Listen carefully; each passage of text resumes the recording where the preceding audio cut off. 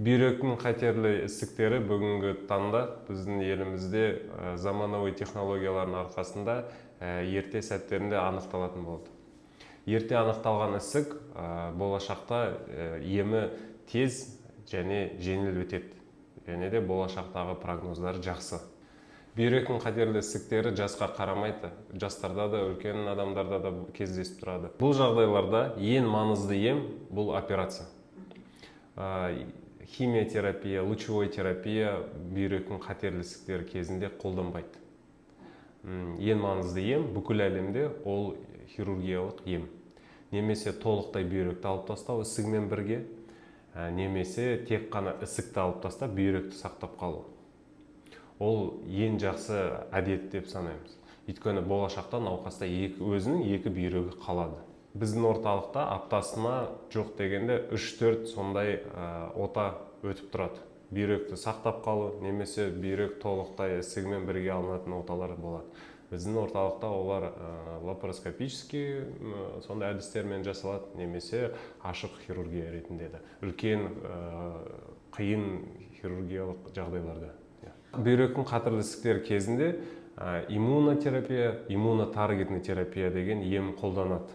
Ол бүйрек қатерлі ісіктерінің 4-ші стадиясының кезінде қолданады. Алғашқы белгілері болмауы мүмкін. Ол 90% сондай бүйректегі ісік анықталған, ол инциденталома деп аталады. Басқа ауру кезінде УЗИ немесе КТ өткен кезде жайдан жай анықталатын нәрсе. Сондықтан УЗИді, ультрадыбыстық зерттеуді жылына 1 рет өтіп тұруға кеңес беремін сол үшін.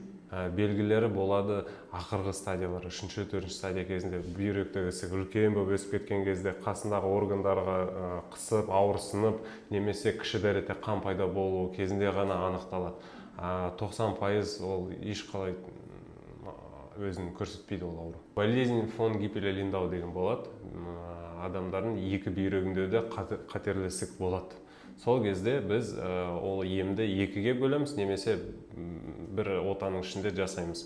Бұл жағдайда 2 бүйректі де сақтауға тырысамыз.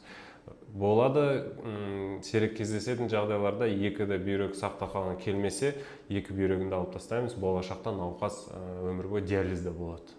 Трансплантацияға ондай науқастар жоқ дегенде 3-4 жылдың ішінде, егерде метастаз ештеңе болмаса, сол кезде ғана пересадка жасауға болады. Практикада әйел адамдарда қай кезде анықталады? Чекап ретінде, профилактический осмотр кезінде анықталады. Ер адамдарда басқа аурумен жүрген кезде, өкпесімен, өт жолдарымен, сол кезде КТ, УЗИ өткен кезде, сол кезде случайно анықталатын нәрсе ғой. Сондықтан ер адамдарды уақытылы чекап, медосмотр өтуге кеңес беремін.